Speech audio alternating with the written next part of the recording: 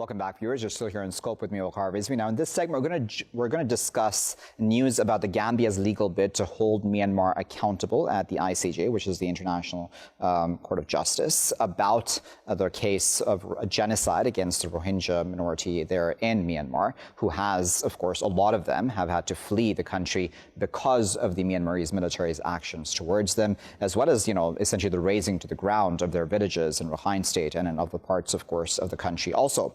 Now, Canada and the Netherlands have said, and there will be discussion about this word join, the Gambia's legal bid to hold Myanmar accountable. Now, one of our guests who is joining us, in fact, has said that it's not actually them joining, but they will now intervene and assist the Gambia in the case, but they're not actually formally joining them, as that is the Gambia as a party in this case from the side of the prosecution. So what exactly does this mean? I mean, this play of words, and of course, there's a lot of legal jargon, which we're going to need to try to understand specifically what that means. Nevertheless, this does add pressure, public pressure, because the optics are important as well here, right? Where you have Canada, the Netherlands, at least standing by the Gambia in this case against Myanmar, asking for accountability for the Rohingya peoples. Will other countries do the same and hopefully properly join this legal case at the ICJ as well? Let's discuss all of that a bit further. We're now joined by Professor John Packer, who is a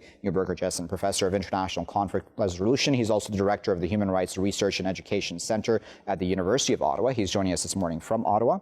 Also joining us this morning from Ottawa is Farid Khan, who is the Director of Advocacy and Media Relations at the Rohingya Human Rights Network.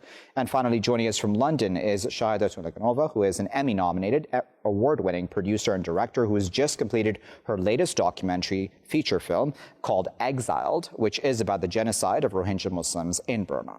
Shahida, Farid, and John, thank you to all three of you for your time today. Now, John, I know that it was you who gave us that clarification about what this word join means, as was presented in many of these articles and reports about what Canada and the Netherlands are doing vis-a-vis this legal bid of the Gambia to hold Myanmar accountable at the ICJ. Could you just, in layman's terms, clarify for us what exactly the Canadians and the Dutch are doing?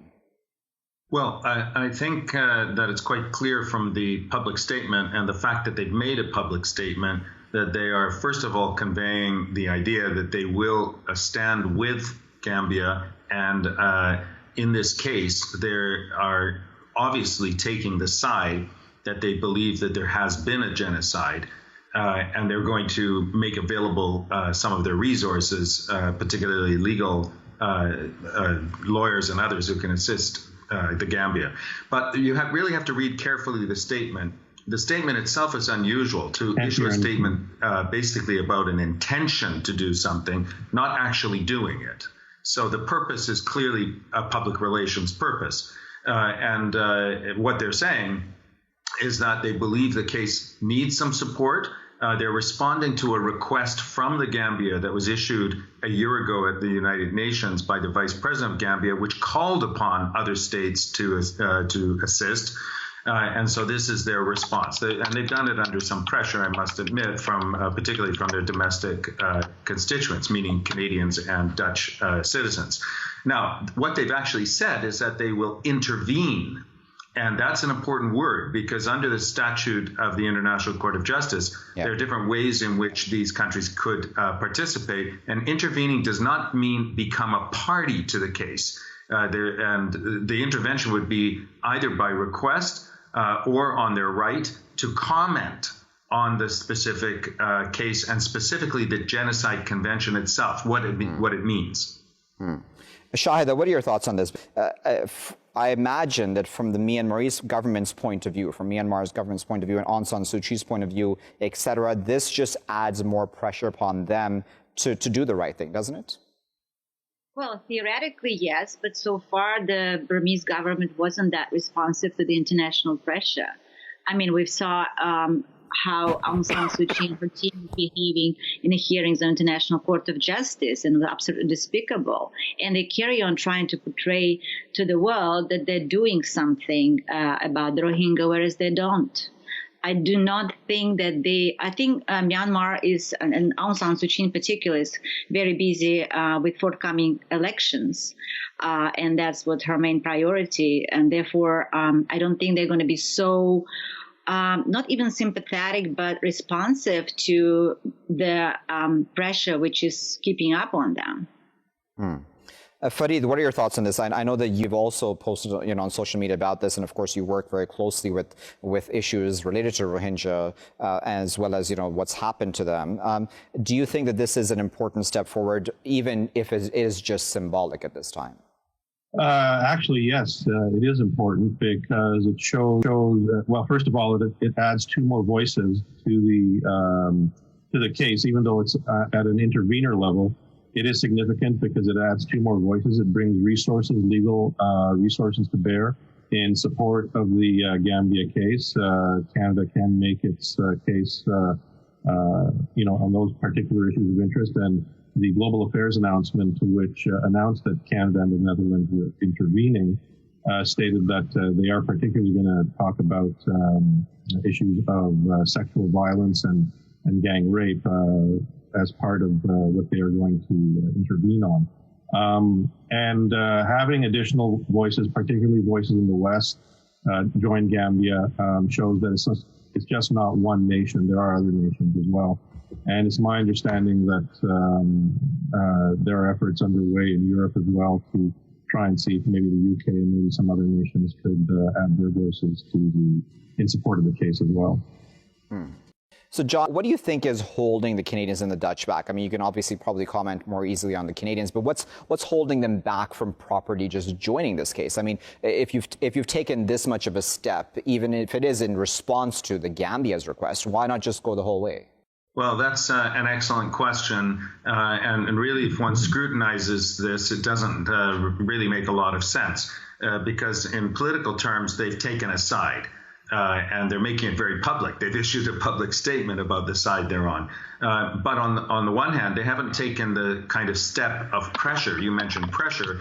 For example, the German government, which has not made such a statement, but has suspended its aid to Myanmar as a result of this case, and specifically its concerns about compliance with provisional measures. Canada and the Netherlands haven't done that. Instead, they've issued a public statement, and really they're taking the kind of least step that they could under the statute, which is to give kind of technical legal assistance to the Gambia. What's holding them back? I think they're really, like many countries, trying to play a bit of a double game here. They are interested in supporting Myanmar's transition to democracy, which most observers think is really not going anywhere. There's an election to take place shortly in the Netherlands this autumn, and we'll see. But it really, the peace process and the transition haven't been going well. And from the perspective of the Rohingya, it's been a disaster. There's been nothing getting improved. In fact, things appear to be getting worse. So I'm really not sure what the answer is, why Canada and the Netherlands would now not fully join, and from a legal perspective, take responsibility as a state, as a party, to really carry this forward. Shahid, please do let me know about what your thoughts are about, at this point in time, why these Western governments and many of these governments that have at one point in time spoken very highly of Aung San Suu Kyi, why they are not being stronger when it comes to this case. Do you think they're still holding out hope towards democratic transition, and that's why they don't want to be seen as too critical at this time? I think this is partly the case, yes. Unfortunately, in a lot of European countries, the leadership is still pretty much the same. People who take key decisions still remember the times when Aung San Suu Kyi was this person house arrest, and it was the symbol of democracy and hope for her country. She's very well spoken. She does appeal to the Western leaders because she speaks perfect English. She knows how to behave, and she has this persona of a very fragile woman who is trying to fix her nation, which is not the case. And I agree with Professor Parker that democratization process doesn't really go anywhere. In Myanmar, in fact, it goes backwards.